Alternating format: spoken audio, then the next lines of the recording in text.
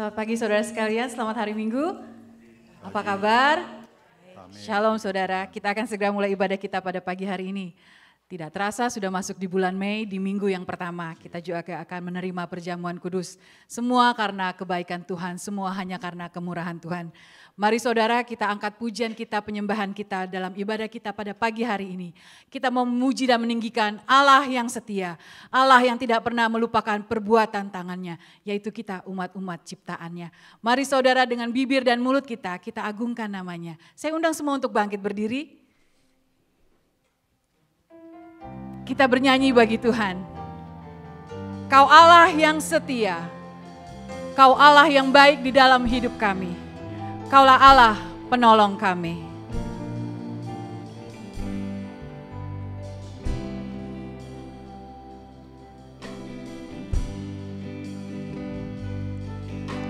Yesus, Kau telah memulai segala yang baik dalamku.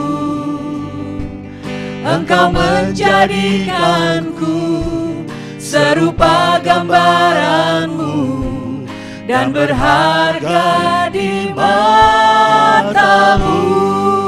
Yesus, Yesus, Kau telah memulai karya yang mulia dalamku. Kau berikan hidupmu sebagai ganti dosaku, karena kasih-Mu padaku. Sekarang ku memuji-Mu, Allah yang setia, yang tak pernah meninggalkan perbuatan tangan-Mu. Sekarang ku menyembah-Mu, Allah yang mulia, sempurnakan segala hidupku agar indah bagi-Mu. Amin. Yesus, Yesus, Kau telah memulai segala yang baik dalamku. Engkau menjadikanku serupa gambaran-Mu dan berharga di mata-Mu. Yesus, Yesus, Kau telah memulai karya yang mulia dalamku. Kau berikan hidupmu sebagai ganti dosaku, karena kasih-Mu padaku.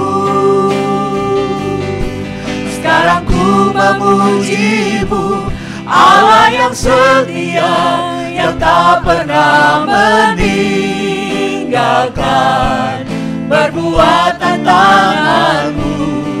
Sekarang ku menyembah-Mu, Allah yang mulia, sempurnakan setiap hidupku agar indah bagi-Mu. Kami memuji-Mu, sekarang ku memuji-Mu, Allah yang setia, yang tak pernah meninggalkan perbuatan tangan-Mu. Sekarang ku menyembah-Mu, Allah yang mulia, sempurnakan segala hidupku agar indah bagi-Mu. Sekali lagi, sekarang ku memuji-Mu. Angkat tangan saudara, memuji Tuhan. Sekarang ku memuji-Mu, Allah yang setia, yang tak pernah meninggalkan perbuatan tangan-Mu. Yes Lord. Sekarang ku menyembah-Mu, Allah yang mulia, sempurnakan segala agar indah bagimu, agar indah bagimu, agar indah bagimu. Sekali lagi, agar indah bagimu, agar indah bagimu.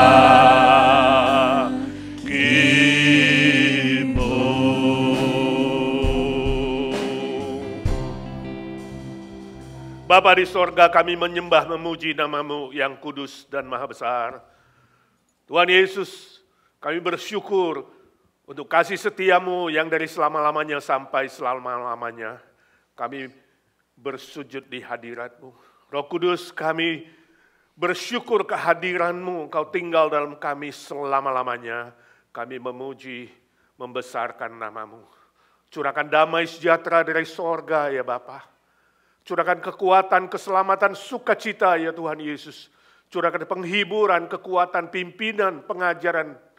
Ya Roh Kudus, kami minta di dalam nama Tuhan Yesus Kristus. Let the peace, the joy of salvation, the joy of forgiveness of our Lord Jesus Christ, and the everlasting love of the Father, and the teaching, the guidance, the leading of the Holy Spirit be with you all. Amin. Ayat pembimbing diambil dari Wahyu pasal 3 ayat yang kelima. Demikian firman Tuhan. Barang siapa menang, ia akan dikenakan pakaian putih yang demikian.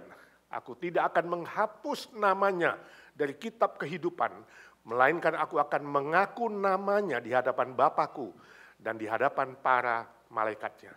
Amin. Silakan duduk saudaraku. Mari kita berdoa syafaat di hadapan Tuhan. Bapa di sorga, kami memuji membesarkan nama-Mu, menyembah-Mu dalam roh dan kebenaran.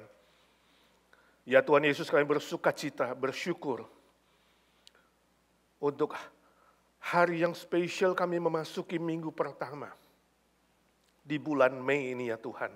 Bukan karena hebat, pintar, gagah, ataupun prestasi-prestasi kami. Tapi semua karena kemurahan-Mu, kebesaran-Mu, anugerah-Mu yang maha besar. Terima kasih Tuhan, kami datang ke hadirat-Mu. Memohon berkat-Mu untuk sepanjang bulan ini. Dimulai dari setiap hari kami menjalaninya setiap hari di hadapan-Mu.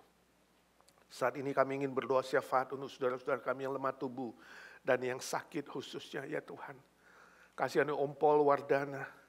Dia sedang sakit, dia tidak bisa hadir Tuhan. Jamah dia tumpangkan tangan-Mu.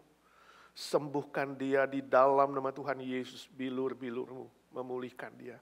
Agar dia kuat, sehat, dia rindu beribadah. Dan boleh menemani Tante Lena dengan baik. Kami juga serahkan semua senior kami yang lemah tubuh. Mereka punya kerinduan ke rumah-Mu ya Tuhan. Tapi belum ada kekuatan kesehatan. Curahkan belas kasihan-Mu. Kami doakan Pak Harili, kami bersyukur ya Tuhan bahwa dia tidak ada kanker, Tuhan sudah sembuhkan dia. Kini menunggu polipnya diangkat ya Tuhan. Kami minta dalam nama Tuhan Yesus berkati surgeon yang sudah disiapkan. Dan tepat waktunya dia dipulihkan, disembuhkan dan dia boleh menyaksikan kebesaran dan kemuliaan Tuhan. Kami doakan Ibu Nina Panginda menunggu schedule operasi ya Tuhan. Kadang stres, kadang hampir tidak sabar. Tuhan, curahkan belas kasihan-Mu, Engkau tambahkan ketabahan. Sebab orang yang menantikan Tuhan tidak akan dikecewakan. Orang yang menantikan Tuhan pasti dipulihkan. Terima kasih Tuhan, siapkan Bu Nina, fisik, mental, rohani.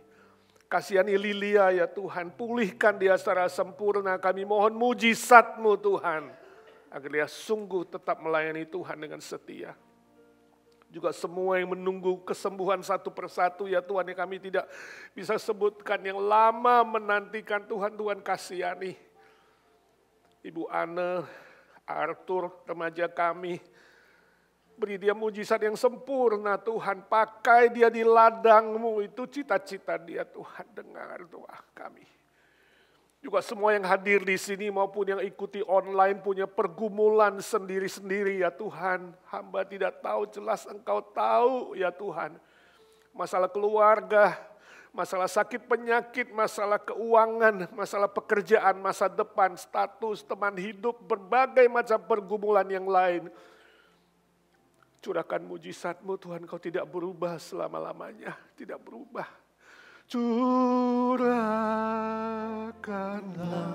kuasa-Mu Tuhan, mujizat terjadi di tempat ini. Ya Tuhan, di rumah-Mu ini, ketika anak-anak-Mu berdoa, menyerahkan total hidup mereka, angkat keraguan-raguan, angkat kekhawatiran ya Tuhan.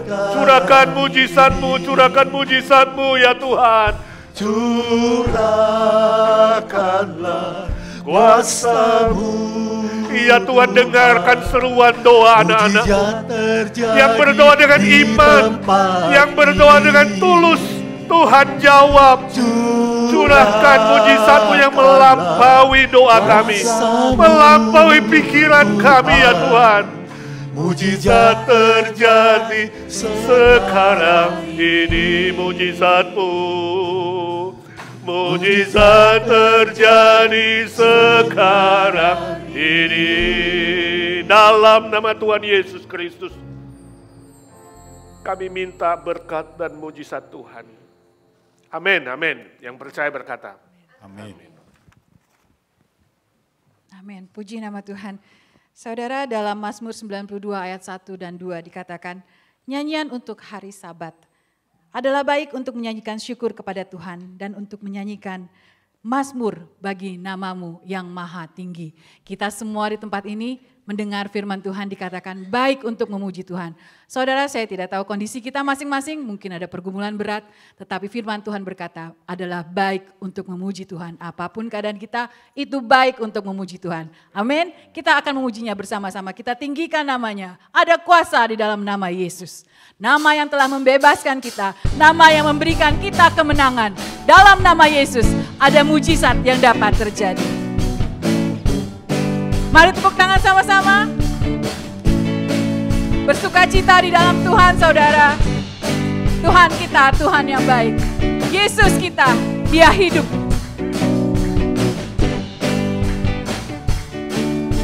Sama-sama semuanya bernyanyi. Namanya Tuhan, menara yang teguh, kota benteng perlindunganku. Allah yang perkasa, Allah yang perkasa, Dia Bapa yang kekal, gunung batu keselamatanku. Engkau yang termulia di bumi di surga, termasyhur perkasa selamanya. Hanya Yesus, Engkau yang berkuasa di dalam segala hal. Ada kuasa dalam nama Yesusku. Mari bangkit berdiri.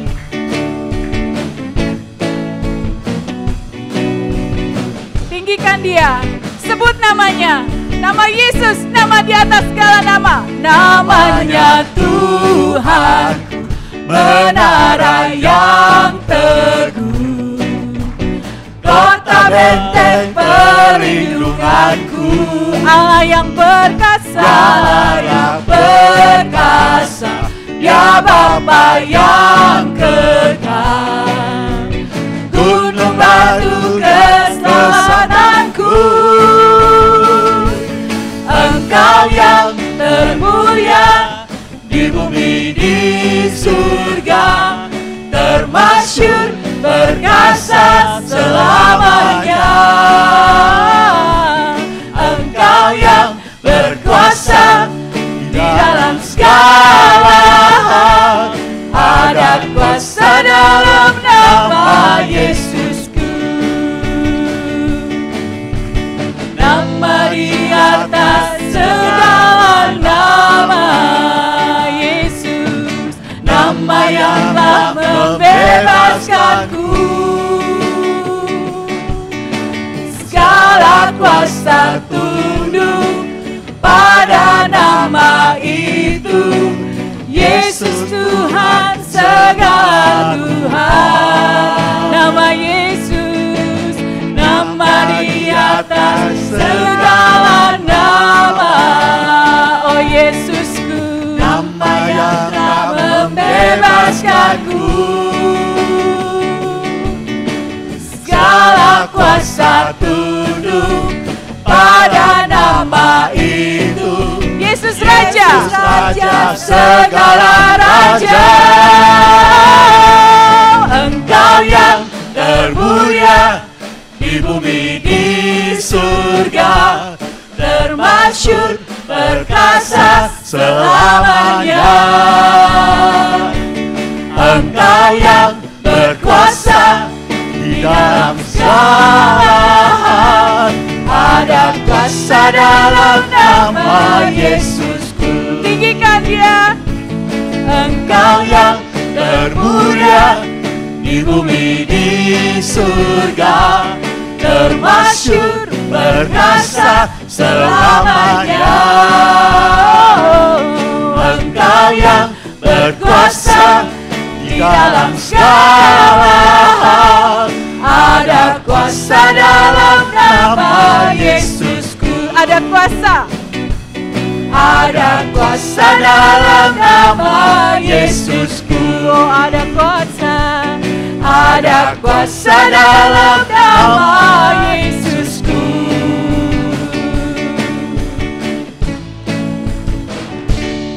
Terpujilah nama Tuhan. Amin. Saudara, dengan tetap berdiri, mari kita mengucapkan pengakuan iman rasuli. Bersama-sama kita berkata, aku percaya kepada Allah, Bapa yang Maha Kuasa, Khalik langit dan bumi, dan kepada Yesus Kristus, Anaknya yang tunggal, Tuhan kita, yang dikandung daripada Roh Kudus, lahir dari anak darah Maria, yang menderita sengsara di bawah pemerintahan Pontius Pilatus, disalibkan, mati dan dikuburkan, turun ke dalam kerajaan maut. Pada hari yang ketiga, bangkit pula dari antara orang mati, naik ke sorga, duduk di sebelah kanan Allah, Bapa yang Maha Kuasa. Dan dari sana Ia akan datang untuk menghakimi orang yang hidup dan yang mati. Aku percaya kepada Roh Kudus, gereja yang kudus dan am, persekutuan orang kudus, pengampunan dosa, kebangkitan tubuh, dan hidup yang kekal. Amin. Silakan duduk saudara sekalian. Kita akan memberikan persembahan, sambil kantong persembahan dijalankan. Kita naikkan pujian, hatiku percaya. Ku mau selalu bersyukur, sebab cintamu padaku takkan pernah berubah.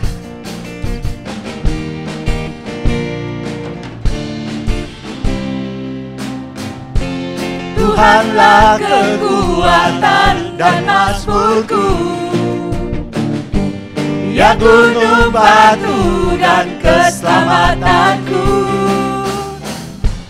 Hanya padamu hatiku percaya, Kaulah benaran dan kota perlindungan. Ku mau selalu bersyukur, sebab cintamu padaku takkan pernah berubah. Hatiku percaya, walau bumi bergoncang, gunung-gunung beranjak, namun kasih setiamu tak pergi dariku.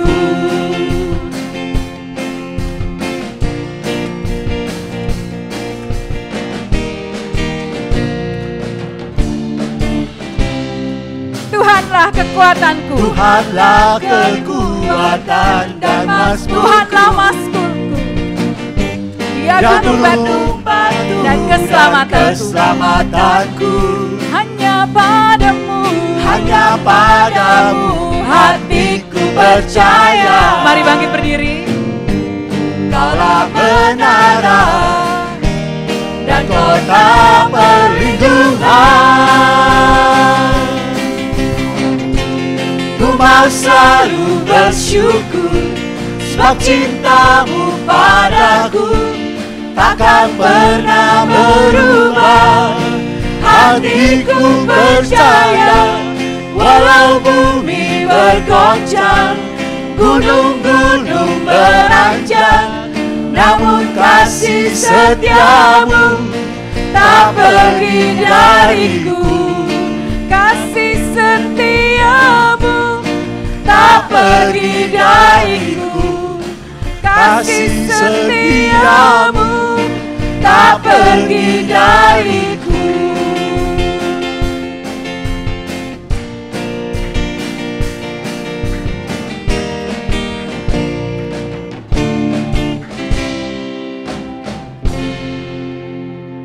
Mari kita berdoa.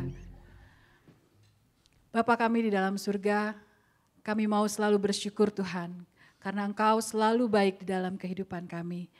Kami percaya kami punya Allah yang setia, yang tidak akan pernah meninggalkan kami anak-anak-Mu.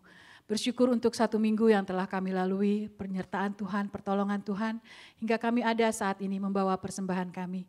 Kiranya Tuhan Engkau memberkati persembahan ini, Kau pakai persembahan ini hanya untuk kemuliaan nama-Mu dan pekerjaan-Mu melalui gereja-Mu IGNC. Terima kasih Bapa, berkati setiap umat-Mu, hanya di dalam nama Yesus kami berdoa dan bersyukur. Amin. Silakan duduk saudara sekalian, kita akan mendengarkan kesaksian pujian dari Bapak Rocky Lumanau. Kami persilahkan. Shalom, selamat hari Minggu. Selalu bersyukur kepada Tuhan karena napas kehidupan yang Tuhan berikan kepada saya, sehingga saat ini boleh menyampaikan kesaksian bahwa Dia ada, Dia hidup dan hidup di dalam saya dan keluarga juga, hidup dalam kita semua. His hand in mine.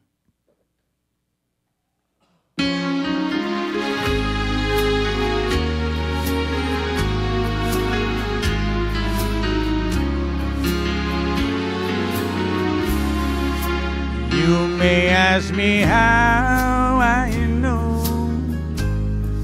my Lord is real, and you may doubt the things I say and doubt the way I feel, but I know He's real today. He'll always be. I can feel His hand in mine, and that's enough for me. I will never walk alone. He holds my hand. He guides each step I take, and if I fall, I know He'll understand till the day He tells me why He loves me so. I can feel His hand in mine. That's all I need to know. I will never walk alone. He holds my hand. And He guides each step I take. And if I fall, I know He'll understand till the day He tells me why He loves me so. I can feel His hand in mine. That's all I need to know. I can feel His hand in mine. That's all I need to know.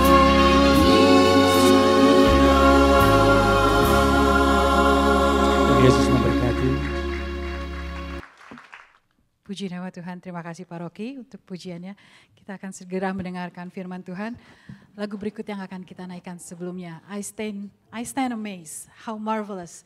Suatu pujian yang mengatakan betapa besarnya kasih Tuhan kepada kita. Kita orang berdosa, orang yang bercela, tapi Tuhan mau datang ke dunia untuk menyelamatkan saudara dan saya. Satu saat nanti, when I see him face to face, have you ever wondered, akankah kita sujud bertelut, ataukah kita mengangkat muka kita dan memuji Tuhan kita? Suatu saat nanti kita akan mengetahuinya. Mari saudara, I stand amazed. Bagi yang tahu pujian ini kita nyanyi, bagi yang untuk pertama kali, ini lagu hymn, lagu lama.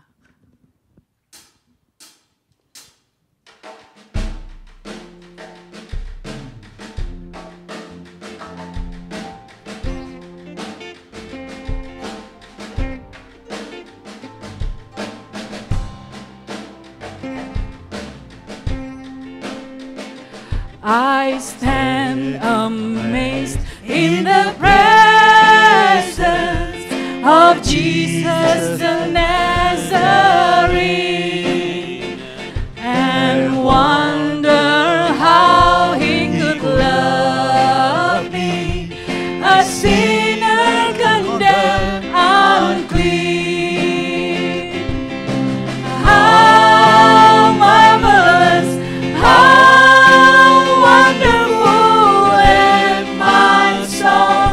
shall ever be.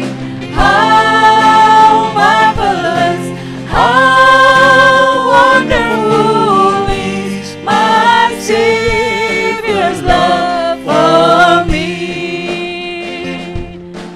He took my sins and my sorrows. He took my sins and my sorrows. He made them his very own. He bore the burden to Calvary and suffered and died alone. Mari berdiri. How marvelous, how wonderful, and my song shall ever be. How marvelous, how wonderful is my Savior's love for me. When with the ransoming glory his face I at last shall see, will be my joy through the ages to sing of his love for me. Yes. Singing how marvelous, how wonderful, and my song shall ever be. How marvelous, how wonderful is my Savior's love for me.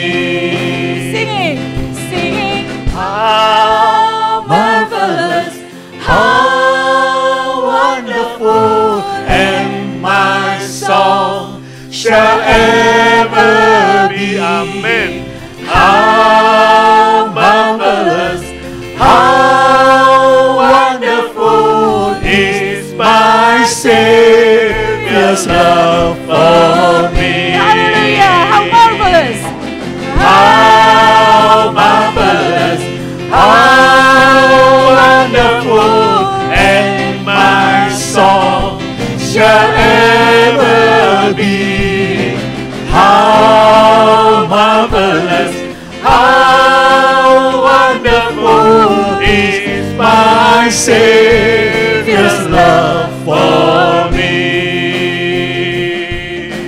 How marvelous, how wonderful is my Savior's love for me. One more time, one more time. How marvelous. Raise your hand. How wonderful, and my song shall ever be. Amen.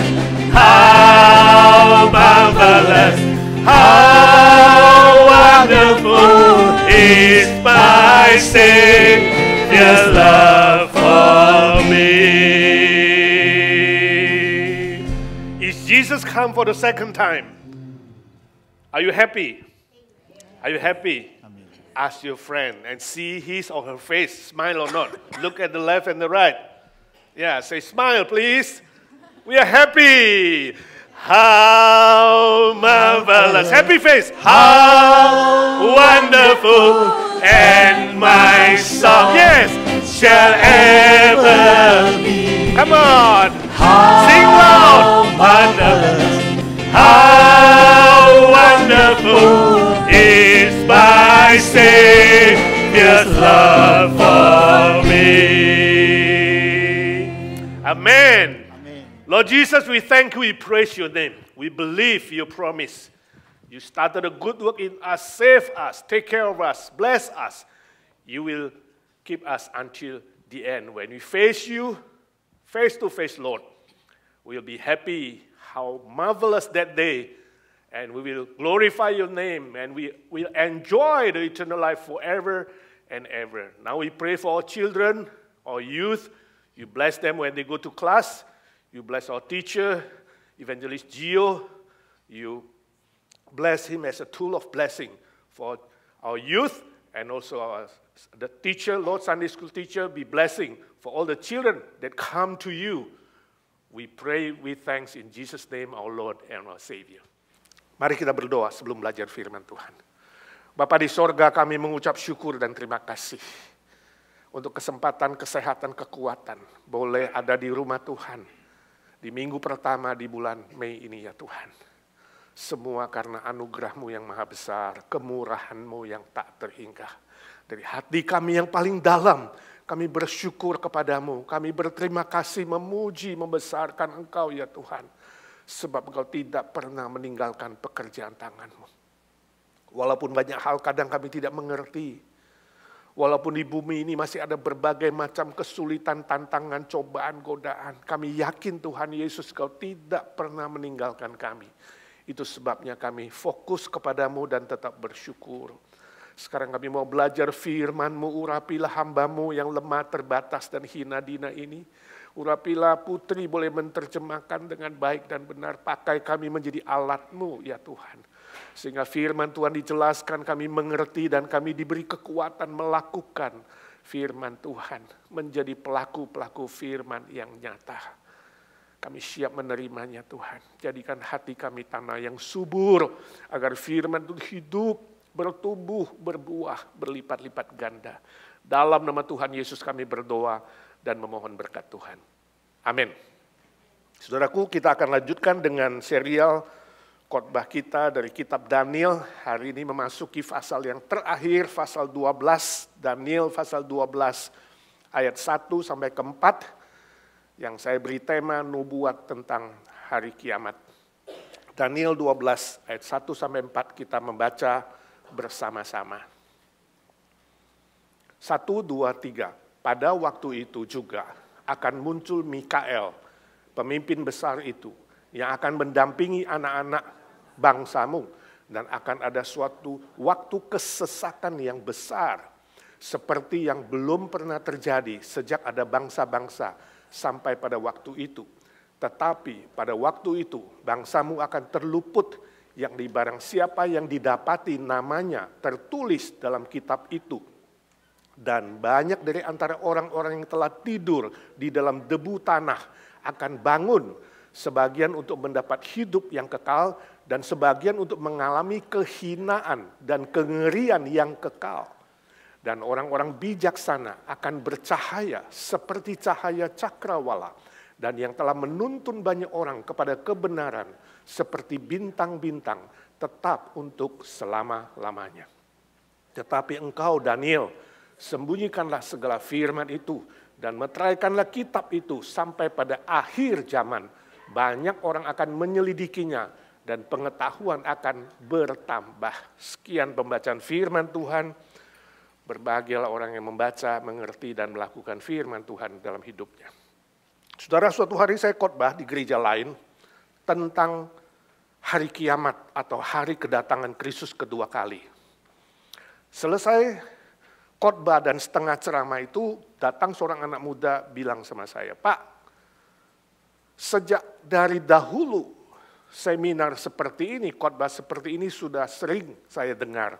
Tapi permisi tanya, kapan sungguh-sungguh hari kiamat itu? Kapan tiba hari kedatangan Kristus? Terus dikhotbahkan ribuan kali. Saya masih meragukannya." Saya bilang sama dia, "Hei anak muda, kalau hari ini saya bisa menjawab pertanyaanmu, saya tahu kapan Yesus datang kedua kali, maka saya adalah guru palsu." Ya banyak juga yang meramal-ramal, dia bilang dari sejak awal, ya tahun awal abad 1 sampai hari ini. Ya, tapi ramalan nggak terjadi. Ya hari ini saya nggak meramal. Saya bilang kalau saya meramal kapan Yesus datang dan tidak jadi, maka saya adalah nabi palsu. Jadi jawabannya adalah saya tidak tahu kapan Yesus datang kedua kali. Saya tidak tahu kapan persis hari kiamat itu. Sebab Yesus bilang tidak ada seorang pun yang tahu. Bahkan anak, yaitu Kristus ketika inkarnasi di dunia ini sebagai manusia yang membatasi dirinya. Dia pun berkata, anak tidak tahu, hanya Bapa di sorga yang tahu. Kalau begitu apa gunanya seminar seperti ini? Saya bilang saya tidak tahu kapan hari kiamat. Tapi kamu bisa pergi duluan kan? Kalau kamu meninggal itu artinya kamu kiamat. Nah masalahnya kalau belum kiamat, kamu kiamat. Kamu siap gak? Kamu sungguh sudah menerima Tuhan gak? Tuhan Yesus belum datang, tapi kamu bisa pergi. Sebab setiap manusia tidak tahu kapan hari kiamat pada dirinya. Jadi saudara, istilah kiamat itu artinya apa? Hari terakhir. Hari terakhir, langit dan bumi yang sementara ini akan berada, akan ada eksis, tapi hari terakhir akan dihanguskan oleh api itu menurut Alkitab. Tapi kiamat pada manusia bisa berarti apa? Kamu meninggal dunia. Kamu tidak ada kesempatan lagi percaya Tuhan Yesus. Dia senyum-senyum waktu saya ngomong begitu. Ya, harap dia sungguh-sungguh percaya dan menerima Tuhan. Nah, Daniel saudaraku, Nabi Daniel waktu menerima nubuat yang barusan kita baca ini, nubuat tentang hari kiamat, bukanlah tujuannya supaya kita menghitung harinya, bukan. Tujuannya bukanlah supaya kita berspekulasi. Kapan kiamat itu? Kapan akhir zaman itu? Nah istilah akhir zaman dan zaman akhir beda nggak? Beda nggak zaman akhir sama akhir zaman, saudara bahasa Indonesia? Bingung ya? Ketika Yesus bangkit dari kematian, 40 hari dia menampakkan diri. Ya. Setelah 40 hari dia naik ke surga. Kamis depan kita akan adakan KKR merayakan kenaikan Isa Al-Masih. Di Indonesia libur nasional, Amerika tidak libur, kerja. Tapi saya harap saudara menghargai hari itu, hari besar. Sebab seluruh dunia mengakuinya. Suka atau tidak suka, kalender mencatat itu, kenaikan Isa Al-Masih. Ya, datang saudara, walaupun kerja 7.30 kita mulai KKR. Makan malam dulu sih di sini ya, ajak teman-teman jiwa baru untuk merayakan bersama kenaikan Tuhan. Setelah Yesus naik ke sorga, 10 hari kemudian sesuai janji dia suruh murid-murid menunggu, tunggu di Yerusalem. Maka penghibur itu akan datang, yaitu Roh Kudus. Roh Kudus turun, 10 hari kemudian, Pentakosta, hari ke-50 artinya Pentakosta. Petrus berkhotbah 3.000 orang bertobat. Waktu itu mereka berkumpul 120 orang. Jadi 120 orang, Petrus berkhotbah 3.000 orang, KKR itu bertobat 3.000 orang, luar biasa. Kemudian dikhotbah lagi, berikutnya 5.000 orang. Jadi gereja mulai, saudara. Gereja Tuhan dimulainya kapan? Pentakosta. Nah, sejak Pentakosta itulah, sejak hari itulah, zaman kita ini disebut dengan apa? Akhir zaman. Sebab apa? Yesus bisa datang kapan aja. Karena Yesus bisa datang kapan aja, gak ada yang tahu kapan, maka itu disebut akhir zaman. Itu startnya akhir zaman. Startnya zaman akhir, terbalik. Itu zaman akhir. Zaman akhir, sebab Yesus bisa datang kapan aja. Zaman akhir artinya ini sudah periode terakhir. Tapi karena Yesus bisa datang kapan aja, itu juga disebut apa? Akhir zaman. Sudah nangkap? Makanya hari ini kita seringkali mendengar dua istilah ini timbal balik. Overlapping. Zaman akhir zaman akhir yang benar mana? Saya bilang dua-dua benar lah. Zaman akhir sebab kita di zaman yang terakhir. Akhir zaman sebab Yesus bisa datang kapan saja. Tapi hari kiamat yang saya mau jelaskan sesuai nubuat Daniel adalah hari terakhir di bumi ini. Langit dan bumi ini akan hangus oleh api. Itu yang dimaksudkan oleh Daniel di pasal 12 ayat 1 sampai 4. Tapi ingat, tujuannya bukan supaya kita menghitung harinya kapan, tujuannya adalah apa? Kita berjaga-jaga melihat tandanya. Apa tandanya hari terakhir itu akan datang? Ada dua kebenaran yang sangat penting menurut 4 ayat yang barusan kita baca hari ini.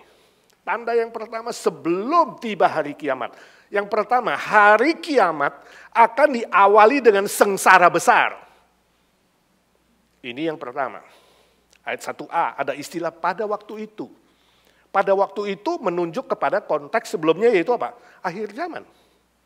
Hari kiamat, pada waktu itu. Detik-detik terakhir. Ya, sebelum hari kiamat itu. Lalu istilah 1b, kesesakan besar yang belum pernah terjadi akan muncul. Kesesakan yang besar. Nah, ini pernah disebutkan oleh Tuhan Yesus di Matius 24 ayat 21. Pada waktu itu Yesus bilang, akan ada siksaan yang dahsyat yang belum pernah terjadi sejak dunia diciptakan. Jadi kalau sudah mengatakan, oke, abad 1 sampai 4 itu sengsara yang dahsyat itu ya bagi gereja-gereja waktu itu ketika dianiaya pada zaman Romawi. Ya benar dahsyat, tapi belum yang terdahsyat. Sebab sengsara yang paling besar sejak dunia dijadikan sampai hari ini belum terjadi, akan terjadi. Itu tanda pertama. Jadi sebelum hari terakhir itu akan ada sebuah sengsara yang sangat-sangat dahsyat. Hal ini juga diungkapkan oleh Yohanes dalam wahyunya. Di dalam Wahyu pasal 6 sampai 13 saudara baca, khususnya ada 16 klimaksnya ketika murka Allah diturunkan. 6 sampai 13 Yohanes berkata akan ada banyak malapetaka yang sangat-sangat mengerikan. Saudara pulang pada waktu meditasi baca itu. Itu sengsara besar. Pasal 6 sampai 13. Ada bencana alam, ada sakit penyakit, ada kelaparan, ada peperangan, ada kematian-kematian yang sangat-sangat besar jumlahnya. Yang nanti klimaksnya adalah 1/4 jumlah seluruh dunia. Baru murka Allah ditumpahkan, itu Wahyu pasal 16. Dalam ayat 1a ada istilah yang sangat indah, disebutkan bahwa malaikat Mikael, ya, Mikael disebut pemimpin malaikat, pemimpin besar, penghulu malaikat. Disebut juga pemimpin, disebut juga malaikat perang. Jadi Mikael itu malaikat perang. Ya, akan muncul waktu itu. Jadi pada saat-saat sengsara yang sangat dahsyat itu, malaikat Mikael muncul, membawa pasukannya, pasukan perang. Untuk apa? Melawan Antikristus, melawan iblis dan antek-anteknya yang sangat mengerikan itu. Istilah muncul di situ dan istilah mendampingi itu punya arti yang sama, sejajar. Tapi lebih tepat diterjemahkan berdiri. Akan berdiri tegak, artinya apa? Mempertahankan diri, kuat. Ya. teguh bersama dengan orang-orang percaya untuk melawan antikristus dan pasukan dan antek-anteknya. Saudara bisa baca ayat referensinya di Yudas pasal 1 dan Wahyu pasal 12. Nah, izinkan saya tanya hari ini, menurut saudara, siapa lawannya setan? Lawannya iblis? Siapa lawannya Tuhan? Atau siapa lawannya Tuhan? Tuhan lawannya hantu. Salah, saudara. Kalau hari ini saudara percaya setan lawannya Tuhan Yesus atau Tuhan lawannya hantu, saudara belum mengenal siapa Tuhan Yesus yang sesungguhnya. Tuhan Yesus yang sesungguhnya sudah mengalahkan kuasa maut, kuasa iblis, kuasa dosa. Artinya Tuhan Yesus tidak ada lawannya. Jadi siapa lawannya setan? Mikael. Tuhan cukup mengutus malaikat Mikael. Ingat, iblis adalah malaikat kepala yang jatuh. Malaikat pemimpin puji-pujian. Saudara, pemimpin puji-pujian lebih mudah jatuh, hati-hati saudara. Ketika kamu dipuji, ketika kamu diangkat, ketika kamu dibesarkan, ketika kamu diululukan, bisa lupa diri, kepala bisa besar. Kepala besar, helm gak masuk. Kita bisa lupa menyembah Tuhan atau memuji. Orang gak memujimu, kamu merasa tersinggung, merasa marah, itu problem. Berarti apa? Kamu minta dipuji. Hati-hati sekali. Ketika pemimpin pujian dan banyak menerima pujian, sebenarnya orang sedang menaruh batu di depan kakimu. Gak hati-hati tersandung. Dan Lucifer tersandung. Dia membawa sepertiga keluar. Turun ke bumi, dibuang. Itu sebabnya pada akhir zaman, ketika dia melakukan peperangan terakhir bersama antikristus dan antek-anteknya, Tuhan cukup mengirim siapa? Mikael. Jadi lawannya iblis adalah Mikael. Bersyukur kalau anak saudara namanya Michael, termasuk anakku. So Michael itu malaikat perang, dan banyak orang tua mau anaknya mau Michael. Dan kalau Michael di rumah bikin peperangan, saudara jangan salahin. Saudara pilih nama Michael. Tapi di peperangan yang baik, saudara. Mendampingi orang-orang percaya. Mendampingi orang-orang Kristen. Kalau saudara hidup pada hari itu, saya hidup pada hari itu, pada masa sengsara besar, maka Mikael dan pasukannya akan menemani. Mendampingi, berdiri tegak, dan mengalahkan antikristus dan antek-anteknya. Indah sekali, di tengah-tengah sengsara yang paling besar, paling dahsyat itu, ada penghiburan yang besar, kekuatan yang besar, ada harapan yang besar. Permisi tanya, apa pengharapanmu yang terbesar di bumi ini? Apa? Kekayaan, kepintaran, keuangan, apa yang kamu andalkan? Ingat, hanya Tuhan dan janji firman-Nya. Itu penghiburan terbesar. Saya ingat salah satu guru sekolah minggu kami di Jakarta beberapa tahun yang lalu. Ya, dia buka pabrik, salah satu guru sekolah minggu. Suatu hari, salah satu pegawai pabriknya kerasukan. Di pabrik, ngamuk. Lalu telepon ke gereja. Pak, tolong dong telepon Pak Pendeta. Cepet datang nih, ada pegawai kerasukan, gimana? Dia ketakutan, teriak-teriak. Dia bilang, oh sabar, kita menuju ke sana. Nah, sebelum menuju ke sana dalam perjalanan itu makin ngamuk. Jadi si guru sekolah minggu itu panik. Di tengah-tengah kepanikan itu, kemudian dia menengking, berteriak kepada pegawai yang kerasukan itu. Dalam nama Yesus keluar, dalam nama Tuhan Yesus pergi. Ternyata setannya pergi. Pembantunya sembuh. Jadi pendeta pas datang, sudah selesai Pak katanya. Setannya pergi, saya kaget. Dia shock. Saya bisa usir setan? Dia baru tahu, dia guru sekolah minggu aja bisa ngusir setan, gak usah panggil pendeta, mengerti? Ternyata di dalam nama Tuhan Yesus ada kuasa yang besar. Ya kan? Ada lagunya kan, ada kuasa dalam namanya. Jadi saudara, jangan takut, jangan gentar. Walaupun telepon Pak Edi belum datang. Kalau lawan setan, lawan saja pakai nama Tuhan Yesus. Pasti jauh lebih besar dari nama Pak Edi atau nama Michael, betul? Itu penghiburan dan kekuatan. Ketika kita masih menjalani hidup, pergumulan, cobaan, tantangan, persoalan. Bahkan sebelum Yesus datang ada serangan-serangan iblis. Jangan pernah takut. Bilang sama teman kiri kananmu, jangan pernah takut. Dalam nama Yesus ada kuasa. Itu menjadi pegangan. Ini janji yang akan digenapkan kepada kita semua. Ayat 1C menegaskan, pada waktu itu bangsamu akan terluput. Yakni siapa saja yang namanya ada dalam kitab itu, kitab kehidupan yang itu yang dimaksudkan. Memang pada zaman Daniel, umat Israel yang menderita, sangat menderita di bawah Antiochus Epiphanes, masih ingat? Si simbol antikristus itu. Mereka menderita, banyak yang mati dibunuh juga. Tapi ada sebagian besar orang Israel yang diluputkan dari masa yang sulit dan penuh sengsara itu. Itu digenapkan. Tapi firman Tuhan ini juga terus berlaku dalam sepanjang sejarah sampai nanti Yesus datang hari kiamat.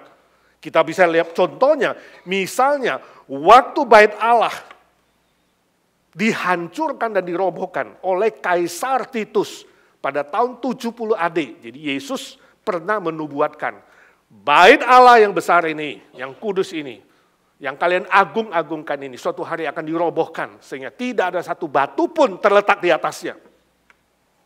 Itu terjadi tahun 70 AD. Kaisar Titus menyerang Yerusalem dan seluruh bait suci itu dirobohkan. Banyak yang mati, tetapi banyak umat Israel juga diluputkan dari bahaya. Tidak ada satupun batu bisa terletak di atas batu lainnya, rata dengan tanah.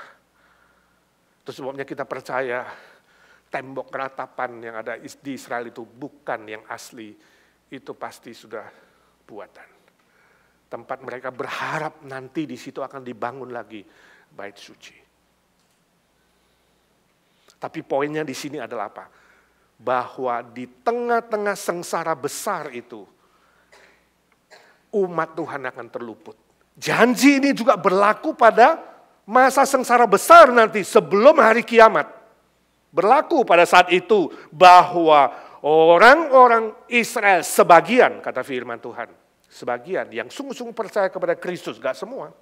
Jangan anggap seluruh Israel itu adalah umat yang pilihan yang sungguh-sungguh menerima Kristus. Tidak, saya bilang 97% masih menolak. Mungkin itu salah satu alasan yang mereka diserang, berperang, dianiaya terus. Karena tegar tengguk, keras kepala. Sampai hari ini demonstrasi besar-besaran di semua universitas di Amerika sebenarnya mengikuti enggak? Yang demo supaya perang berhenti, Palestina dibebaskan. Ini semua karena keras kepala, tegar tengkuk hati yang tidak mau bertobat, terus melawan Tuhan. Oh, Tuhan tidak akan sungkan-sungkan. Dia maha kasih tapi dia maha adil. Ketika Musa membawa, bisa bilang 1 juta lebih Israel keluar dari Mesir, sebab laki-laki kepala keluarga itu 500 ribuan. Kalau plus wanita dan anak-anak bisa 1 juta lebih. Sudah tahu berapa yang diizinkan masuk Kanaan? Generasi kedua, Joshua dan Kaleb. Generasi pertama, binasa semua di padang gurun. Bukan soal darah kamu diselamatkan. Bukan soal pilihan kamu Israel atau bukan Israel diselamatkan. Bukan soal suku bangsa, tapi soal iman kamu dan ketaatan kamu. Itu sebabnya sebuah contoh, simbol. Nanti kelak di akhir zaman, tidak semua Israel diselamatkan. Tidak semua Israel diluputkan pada waktu itu, tidak. Hanya sisa-sisa Israel. Roma pasal 11 ayat ke-5 mengatakan, hanya sisa-sisa Israel yang menerima kasih karunia Tuhan. Artinya apa? Yang tunduk percaya kepada Yesus Kristus, itu yang diselamatkan.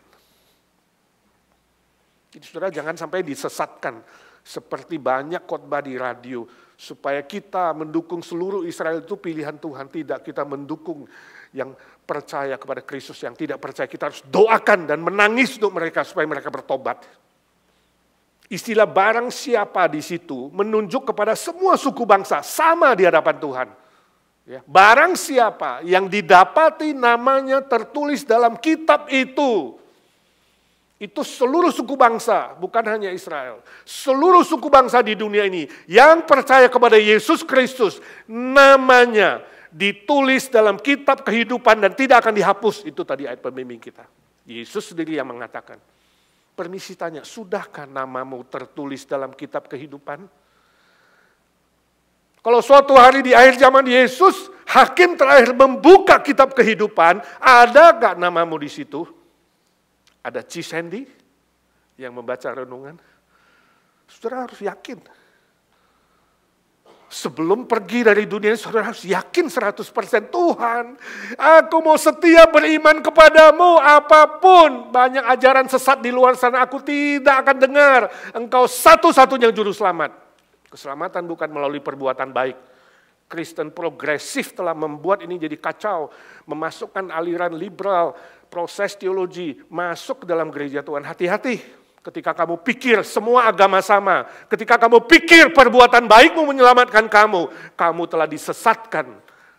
Dan firman Tuhan meragukan namamu ada dalam kitab kehidupan. Keselamatan hanya melalui Yesus Kristus. Yesus proklamasi, akulah jalan, kebenaran dan hidup. Tidak ada seorang pun yang pergi ke Bapa di sorga kalau tidak melalui aku. Amin. Saudara yakin itu? Sudah berani kabarkan itu? Itu sebabnya di depan kita punya sign adalah Yohanes 14 ayat 6. Gak ada satu manusia pun yang berani berkata kalimat itu sebelum Yesus dan sesudah Yesus. Sebab mereka semua mati dan masuk ke dalam tanah dan debu. Hanya Kristus yang bangkit. Pegang itu saudaraku. Di tengah-tengah ratusan ajaran sesat hari ini, namamu tidak akan dihapuskan dalam kitab kehidupan. Jadi cuma ada dua kemungkinan pada hari itu. Namamu dalam kitab kehidupan atau tidak ada dalam kitab kehidupan. Oh, masa sengsara, masa yang sulit. Sulit sebab kesengsaraan itu mencakup semua aspek. Materi, mungkin habis-habisan. Yang percaya Tuhan mungkin akan dirampok, saya tidak tahu. Ya, sosial, relasi, politik, mental, fisik, tubuh jasmani, spiritual, semua aspek akan diserang oleh si jahat. Dan ada sengsara yang berat. Siapkah saudara menghadapinya? Tidak gampang. Tapi Tuhan akan memelihara. Saya baca sebuah cerita di Indonesia. Seorang anak muda suatu hari ke supermarket belanja. Anak muda ya, cukup ganteng. Ya, pasti lebih ganteng dari Pak Edi lah. Anak muda. Dia diikuti oleh seorang ibu-ibu. Dia belanja, ada yang ngikutin. Ibu ini ikutin dia terus. Dia jalan lebih cepat, ibu ini ikutin. Terus sampai mau dekat kasir. Ibu itu maju ke depan dia. Lalu minta maaf. Anak muda dia katakan, saya minta maaf dari tadi saya ikutin kamu. Kemudian melihat dia juga rasa kenapa ya? Ya Bu, kenapa? Kamu terus terang ya mirip anak saya yang meninggal tahun lalu. Oh ya gak apa-apa, kata anak muda itu. Ya, kamu pasti rasa aneh gak enak, tapi saya kangen dengan anak saya. Gak apa-apa Bu, gak apa-apa. Dia anak muda itu senyum. Tapi Ibu ada satu permintaan, boleh gak? Ya apa Bu, coba katakan. Saya kangen dengan anak saya. Nanti habis belanja, ya. Waktu saya keluar melambaikan tangan, boleh gak kamu mengatakan, "Da Mami, saya pengen dengar suara itu." Bisa? Ya, kata anak muda itu. Jadi ibu itu bayar, udah barangnya, dia dorong keretanya keluar, pas di pintu, dia angkat tangan, lambaikan, dia lihat anak muda itu terakhir kali. Dan anak muda itu bilang, "Da Mami." Maminya tunduk, kemudian keluar. Lalu barangnya dihitung anak muda. Habis hitung, berapa Mas? 1.750.000. Hah, gila katanya. Saya cuma beli 2 roti, 1 susu, ya kan? Dan pisang. 1.750. Ya Mas, Ibu tadi bilang belanjaannya dibayar oleh anaknya. Langsung dia pegang kepala. Celaka, kiamat gajiku 2 minggu katanya. Ini humor saja, tapi saya pikir bisa terjadi bukan? Di akhir zaman ini ada begitu banyak penipuan, kelicikan, ya, yang mencakup fisik, mental, rohani, materi. Saudara harus hati-hati. Ya, tidak gampang. Ini mau Mother's Day, saya harap gak ada mother yang begitu. Berbahagialah saudara, jika saudara tetap bertahan di dalam penderitaan apapun, cobaan apapun. Walaupun ada banyak hal yang gak mengerti, jangan kamu menyalahkan Tuhan, jangan kamu berpikir meninggalkan Tuhan. Setia, tabah, bersabar, kuatkan hati saudara di dalam Kristus.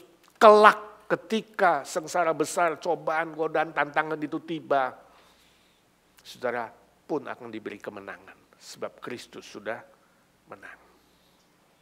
Yang kedua tandanya, setelah sengsara besar, setelah itu langsung dilanjutkan penghakiman akhir.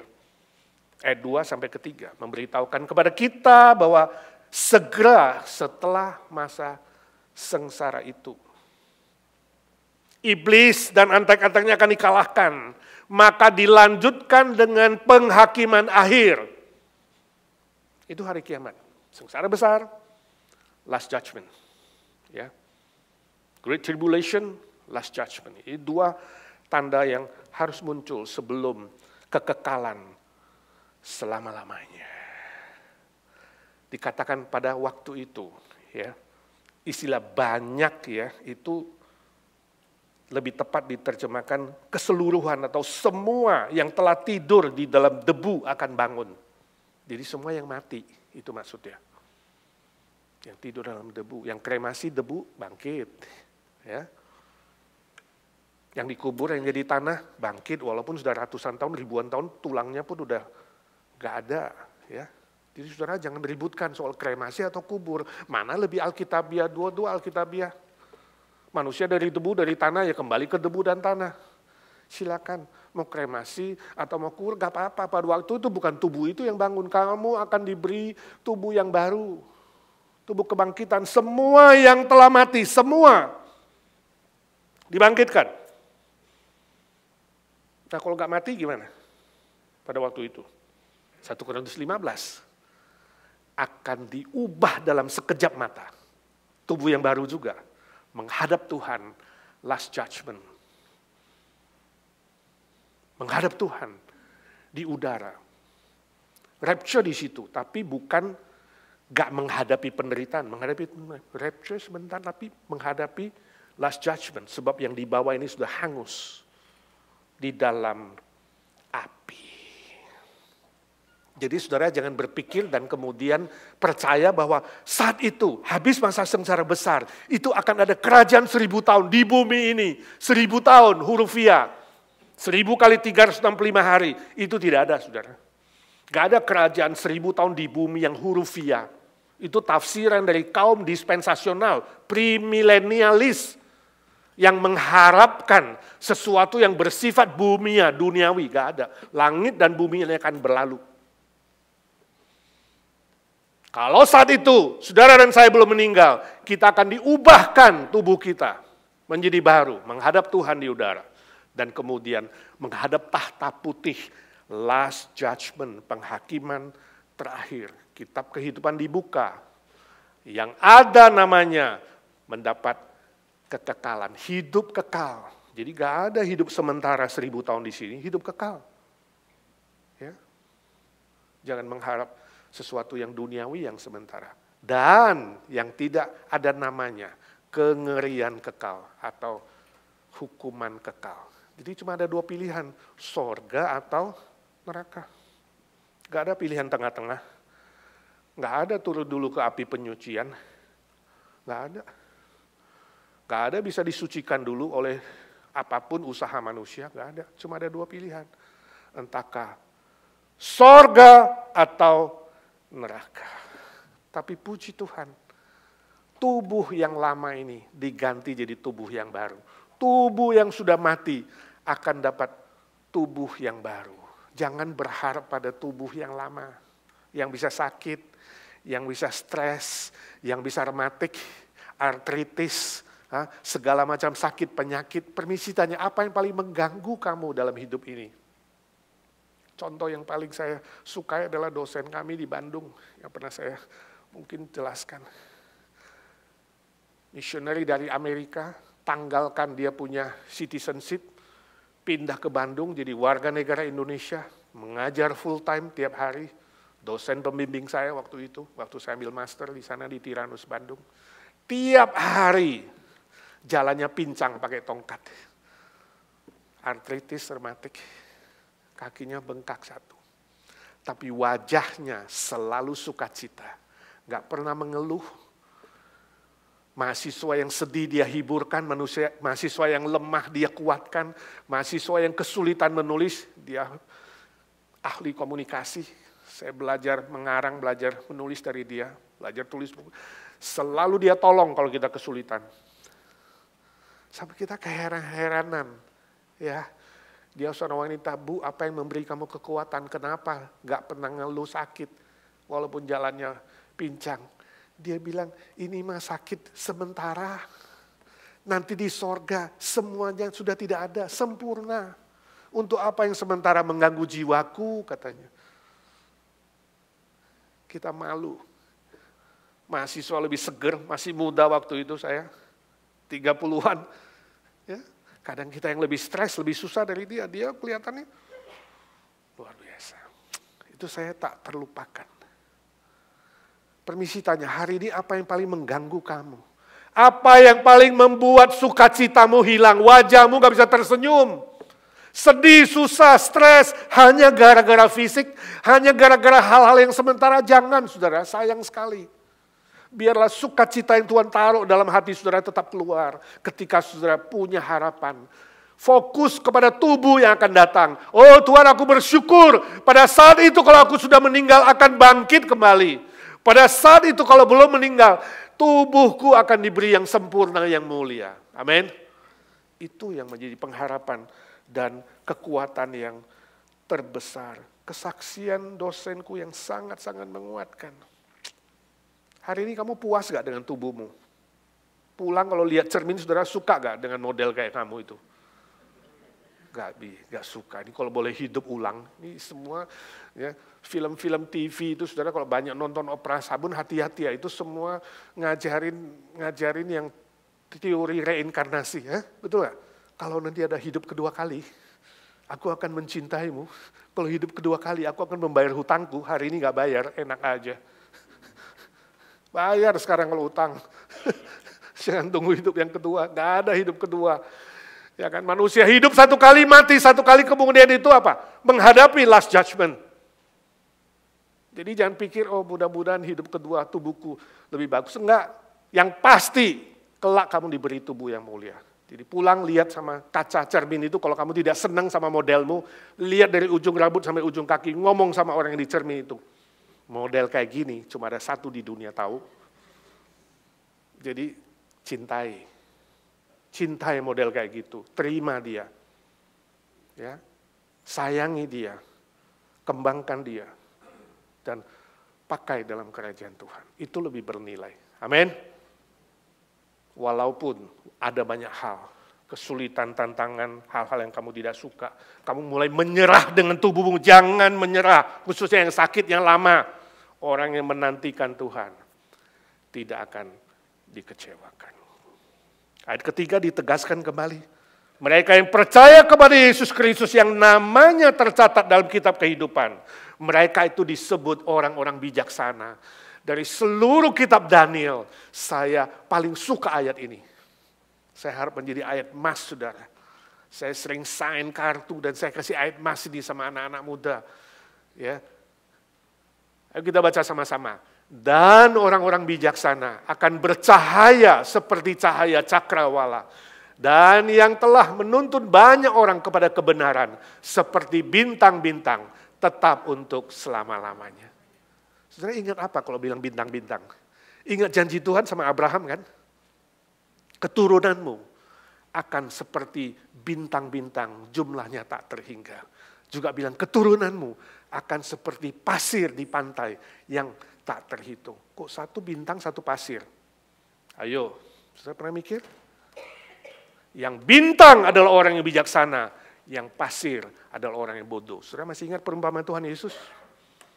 Orang yang bijak dan orang yang bodoh, orang yang percaya dan berjaga-jaga dan bersiap menantikan Tuhan itu disebut bijaksana. Tapi orang yang bodoh, orang yang tidak bersiap dan tidak berjaga-jaga, ragu hatinya, akan seperti pasir. Saya tahu pasir dihempas oleh laut, terus berubah, hilang, nggak ada bekas. Saudara melihat keturunan Abraham, ada dua, Ishak dan Ismail. Satu seperti bintang, satu seperti pasir. Saudara mau pilih mana? Bintang atau pasir? Jadi seperti bintang yang bercahaya itu orang bijaksana. Orang yang bijaksana, orang yang berhikmat bukan karena gelar, bukan karena pendidikan, bukan karena kekayaan, bukan karena kehebatan, bukan karena prestasi duniawi yang sementara. Tapi karena percaya menjadi berkat bagi banyak orang lain. Memenangkan banyak jiwa bagi orang lain. Itu sebabnya kita tegaskan terus di IGNC, ini gereja misi. Kita harus rajin mengabarkan Injil, memenangkan jiwa. Bukan hanya oleh pelayan-pelayan Tuhan dan aktivis, tapi semua jemaat Tuhan. Ingat, pekabaran Injil itu adalah tugas dan tanggung jawab kita bersama-sama. Kalau saudara bijaksana, menangkan minimal satu jiwa. Hidupmu makin bercahaya. Hidupmu makin bercahaya kalau ada jiwa-jiwa yang saudara bawa kepada Tuhan. Saudara tahu jumlah manusia di Amerika yang sangat-sangat mencintai binatang peliharaan. Itu berapa tahun lalu statistiknya kira-kira 20 sampai 40 juta. Yang sangat membela binatang peliharaannya. Saya yakin lebih hari ini, mungkin ada 100 juta yang punya binatang peliharaan. Coba tes di sini, siapa yang punya anjing atau kucing? Boro-boro. Pelihara sendiri aja gak ada waktu, gimana pelihara anjing. Ini Indonesia. Sebab Indonesia anjing itu adalah, sini anjing adalah sahabat terbaik. Indonesia anjing adalah, Indonesia gak gitu menghargai lah binatang, betul gak? Sini menghargai sekali binatang peliharaan.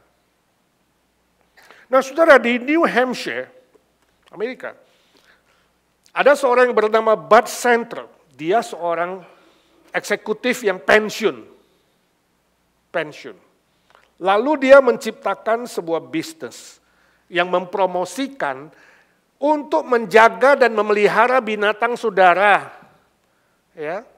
Bahkan mengadopsinya. Kalau Yesus datang kedua kali pada hari kiamat atau pada rapture, saudara terangkat, mereka percaya. Orang-orang premier percaya Yesus datang itu terangkat. Gak ikut menderita dan kemudian turun lagi bangun kerajaan 1000 tahun. Nah waktu orang-orang Kristen katanya diangkat, binatangnya gak terangkat sebab binatang gak punya jiwa. Jadi siapa yang mau jaga anjingmu dan kucingmu?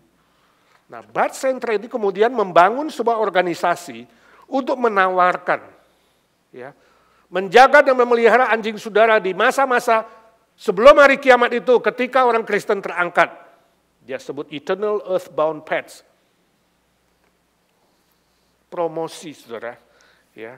Siapa yang mau menitipkan anjing atau kucingnya supaya terpelihara pada masa-masa ya, akhir zaman, orang Kristen terangkat, ataupun penghakiman akhir, dan nanti akan ada kerajaan 1000 tahun, binatangnya di mana? Dia akan bikin kontrak untuk memeliharanya. Siapa yang memelihara? Para ateis. Jadi ateis dikasih bisnis, bikin kontrak. Sign 10 tahun kontraknya. Satu anjing atau satu kucing cuma $110. Dia bilang kalau kamu orang Kristen yang baik, kamu tidak akan membiarkan anjingmu dan kucingmu sengsara pada waktu itu. Ayo, ternyata saudara, ribuan orang sign kontrak. Ayo, siapa yang kengangguran hari ini? Ini namanya memperalat firman Tuhan. Memperalat kekristenan untuk mendatangkan bisnis. Dia sendiri mengaku kok di tengah-tengah ekonomi yang sulit dia katakan. Ternyata bisnis ini seperti emas. Banyak orang yang daftar. Masa kamu gak rela keluar $110 untuk anjingmu yang kamu cintai? Supaya tetap terjaga, bahkan dia bisa diadopsi pada masa-masa sulit itu. Itu sebabnya ayat keempat, firman Tuhan bilang sama Daniel, Daniel meteraikan. Nubuat dari Tuhan Allah berhenti pada ayat 4. Dan Daniel dipesan, meteraikan, jaga baik-baik nubuat ini. Ya, artinya, pelihara baik-baik. Dan jangan sembarangan maksudnya. Jangan sembarang ditafsirkan. Memang kitab Daniel ini sampai akhir zaman, sampai hari ini dipakai menjadi alat untuk menafsir-nafsir dengan spekulatif tentang akhir zaman dan hari kiamat. Saudaraku, yang ingin saya bilang adalah jangan bela mati-matian binatangmu, anjingmu, kucingmu. Orang yang bijaksana itu tidak memikirkan sesuatu yang sementara dan duniawi. Tapi orang yang bijaksana memikirkan sesuatu yang kekal, yang ilahi, yang surgawi. Lebih baik menangkan 1 jiwa daripada selamatkan 100 anjing. Ini pasti yang pencinta anjing gak suka kalimat ini. Tapi saya mau kita ingat baik-baik. Lebih baik selamatkan 1 jiwa manusia. Lebih baik selamatkan 1 manusia daripada selamatkan 100 anjing. 1, 2, 3. Lebih baik selamatkan 1 manusia daripada selamatkan 100 anjing. Sebab binatang itu tidak sejajar dengan manusia. Manusia jangan dibandingkan dengan binatang. Lebih berharga. Orang bijaksana akan menjadi bintang-bintang yang bercahaya, membawa kebenaran dan jiwa-jiwa untuk kemuliaan Tuhan. Amin. Kalau saudara rela keluarkan uang $110 untuk 1 anjing, saudara rela keluarkan $110 untuk selamatkan 1 jiwa? Rela gak? Amin. Sungguh, kasih $110, nanti KKR saya suruh orang bonceng siapa yang mau datang. Tahu? Berani saudara, kita bikin bisa bikin pelayanan baru nggak, Ton? Menjemput jiwa-jiwa baru, 1 jiwa $110, Ton. Dunia berani melakukan untuk binatangnya. Kenapa orang Kristen tidak berani keluar uang untuk memenangkan jiwa? Mari kita berdoa. Ya Tuhan Yesus, suara hamba-Mu sudah berhenti. Ya Roh Kudus, biarlah suara-Mu terus berbisik di hati kami, di pikiran kami. Ajar kami bukan saja mengerti firman Tuhan, tapi kami masuk ke dalam kebenaran-Mu. Kebenaran-Mu mengubah pikiran kami, jiwa kami, tekad kami, cita-cita kami. Supaya kami tidak habis-habisan mati-matian memperjuangkan yang sementara. Tapi kami memikirkan jiwa-jiwa yang bernilai kekal. Ya Tuhan, jadikanlah kami semua manusia yang bijaksana, yang sungguh-sungguh beriman dan percaya kepada Tuhan Yesus, setia, sebab nama kami ditulis dalam kitab kehidupan. Dan jadikan kami orang bijaksana yang bercahaya, yang memenangkan jiwa, bukan hidup mandul, tapi berbuah untuk kerajaan Tuhan. Sebentar kami akan menerima perjamuan, siapkan hati dan pikiran kami, mengingat cinta kasih-Mu ya Tuhan. Mengenang cinta kasih-Mu yang melampaui apapun di dunia ini. Memberitakan cinta kasih-Mu, mengingatkan kami di zaman ini kalau masih hidup, kami mau memenangkan jiwa untuk kerajaan-Mu. Dan mengenang pengharapan yang paling sempurna ketika kami masuk ke kehidupan kekal, masuk ke dalam pesta perjamuan anak domba. Bersukacita berbahagia selama-lamanya. Persiapkan hati kami, pikiran kami, jiwa kami untuk menerima roti dan anggur. Berdoa bersyukur dalam nama Tuhan Yesus Kristus, Juru Selamat dan Penebus kami yang hidup selama-lamanya. Amin. Firman Tuhan dari Roma 5, 6-11. Kita membaca bersama-sama, kemudian kita persiapkan diri. Bahasa Indonesia, 1, 2, 3. Karena waktu kita masih lemah, Kristus telah mati untuk kita. orang-orang durhaka pada waktu yang ditentukan oleh Allah. Sebab tidak mudah seorang mau mati untuk orang yang benar, tetapi mungkin untuk orang yang baik ada orang yang berani mati. Akan tetapi Allah menunjukkan kasih-Nya kepada kita oleh karena Kristus telah mati untuk kita ketika kita masih berdosa. Lebih-lebih karena kita sekarang telah dibenarkan oleh darah-Nya, kita pasti akan diselamatkan dari murka Allah. Sebab jikalau kita ketika masih seteru diperdamaikan dengan Allah oleh kematian anak-Nya, lebih-lebih kita yang sekarang telah diperdamaikan pasti akan diselamatkan oleh hidup-Nya. Dan bukan hanya itu saja, kita malah bermegah dalam Allah oleh Yesus Kristus Tuhan kita. Sebab oleh Dia kita telah menerima pendamaian itu. Mari kita siapkan hati berdoa secara pribadi sebelum menerima perjamuan. Let us pray, your personal prayer. Maybe you have some sin or iniquities. You have some confession. Let the Lord cleanse you and prepare your heart. Akui dosa saudara, pelanggaran saudara. Biar Tuhan Yesus siapkan hati pikiranmu. Pada malam Tuhan Yesus dikhianati, diambilnya roti. Diberkatinya lalu dipecah-pecahkannya, Dia katakan inilah tubuhku yang terpecah-pecah bagi kamu. Ambillah, makanlah. Menjadi peringatan akan aku.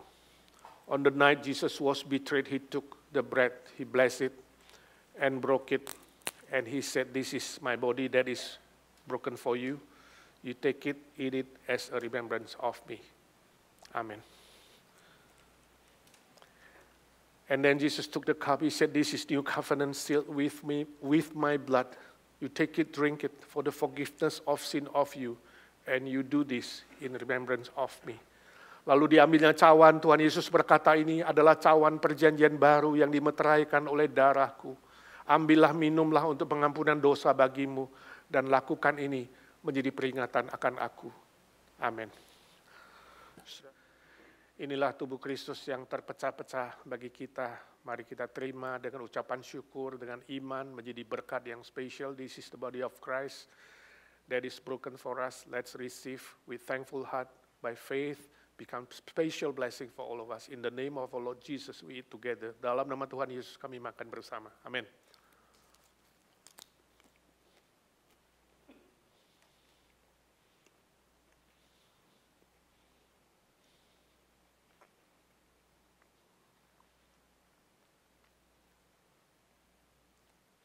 Inilah darah Kristus yang tercurah bagi kita. Terimalah dengan ucapan syukur, dengan iman, menjadi berkat yang istimewa. Kekuatan sorgawi, kesembuhan, bilur-bilur Tuhan menyembuhkan sakit penyakit saudara. This is the blood of Christ that is poured out for us. Let's receive with thankful heart by faith, become special blessing, special healing for every one of us. In the name of our Lord Jesus, we drink together. Dalam nama Tuhan Yesus kami minum bersama. Amin.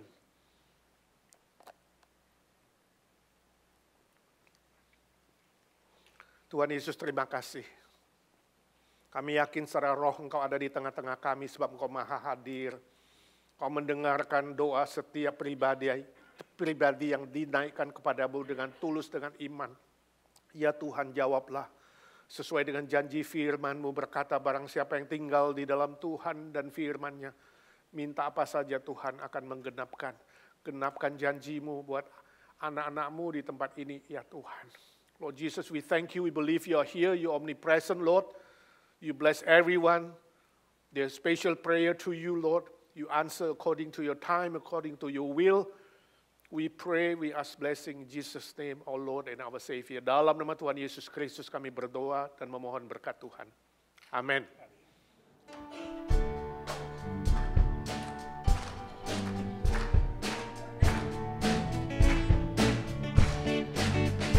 Bila sangkakala menggegap dan zaman berhenti, fajar baru yang abadi merekam. Bila nanti dibacakan nama orang tertebus, pada saat itu aku pun serta. Bila nama dibacakan, bila nama dibacakan, bila nama dibacakan, pada saat itu aku pun serta. When the trumpet of the Lord shall sound and time shall be no more, and the morning breaks eternal, bright and fair. When the step of us shall gather over on the other shore, and the roll is called up yonder, I'll be there. When the roll is called up yonder, when the roll is called up yonder, when the roll is called up yonder, when the roll is called up yonder, I'll be there. Amin. Yakin 100%? Amin. Puji Tuhan. Saudaraku yang kekasih, pulanglah, lakukanlah firman Tuhan dan terimalah berkatnya.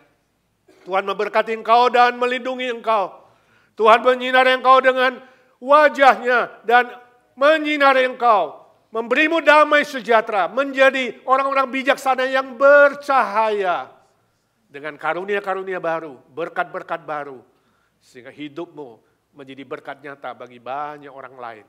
Sampai kau bertemu dengan Tuhan dan sampai selama-lamanya. Amin.